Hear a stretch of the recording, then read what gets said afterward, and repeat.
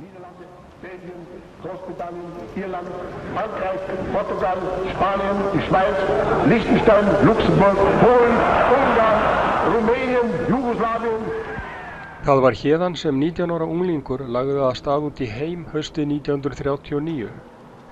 Leifur Müller ætlaði að læra verslunarfræði í Noregi en margt fór öðruvísi en hann ætlaði.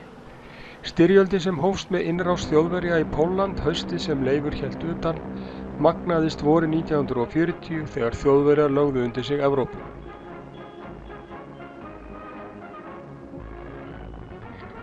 Árið 1942 reyndi Leifur að flýja Noreg og komast heim, en íslenskur kunningi hans ljóstraði upp fyrirætlanir Leifs og hann lenti á endanum í hinum alræmdu Sachsenhausen fangabúðum í Þýskalandi. Og í því helvíti á jörðu var hann allt til stríðsloka. Þegar Leifur kom aftur heim árið 1945 sá hann að íslenskt samfélag hafði gjörbreyst.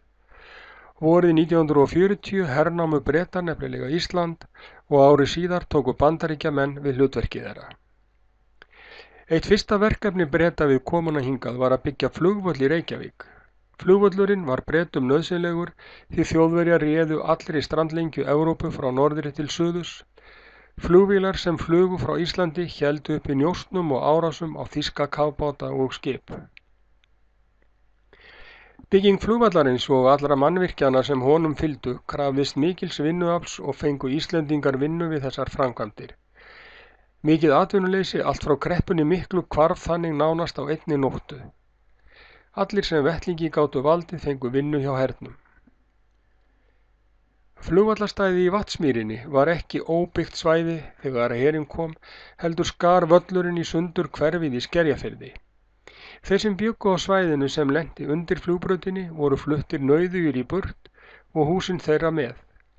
Flest enduðu þau á Laugarnesi. Þegar Bretar gengu á land 10. maí 1940 byrjuðu þeir á því að ráðast inn í Landssímahúsið og taka yfir símstöðuna og Ríkisútvarpið, einu útvarpsstöðina á landinu. Sem hafa hertekið Reykjavík og nokkra aðra staði. Fjarskipti voru mjög mikilvæg í seinni heimsstyrjöldinni. Bretar komu með fjarskiptatæki með sér en notuðu þau ekki því hér voru mun betri tæki í loftskeytastöðinni á Melónum. Ísland var ekki bara mikilvægt fyrir Bandaríkjamenn vegna flugvallana í Reykjavík og síðan einnig í Keflavík. Ísland var ekki síður mikilvægt vegna hafnanna í Reykjavík og í Hvalfirði.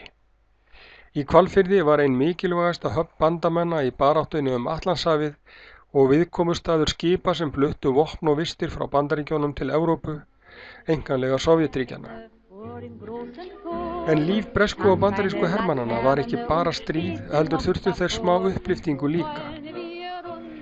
Einn þeirra bragga sem lengst stóð í Reykjavík í fullri notkun var Hálogaland.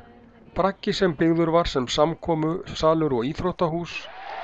Hálogaland stóð það sem nú eru gatnamót Skeiðavogs og Hnoðavogs. Hann var síðan aðal íþróttahús Reykvíkinga þangað til Laugardalshöllin var byggð á 7. áratugnum. Seinni heimsstyrjöldin hafði gríðarleg áhrif á efnahag Íslendinga til hins betra. Stríðsgróðinn, sem svo var kallaður, var að hluta til notaður til þess að byggja upp það samfélag sem við þekkjum í dag. En stríðsgróðinn var Leifi Müller hins vegar ekki ofarlega í huga þegar hann kom heim sumarið 1945. Hann treysti sér ekki einu sinni til þess að segja frá því sem hann upplifði fyrir áratugum síðar. Hér á þessum vef hins vegar hugmyndin að fræðast seinni heimsstyrjöldina, bæði það sem Leifur upplifði og fleira sem alls ekki má gleymast. Ef grannt að gáð eru minningamörk stríðið út allt land og rétt að huga aðeins að þeim.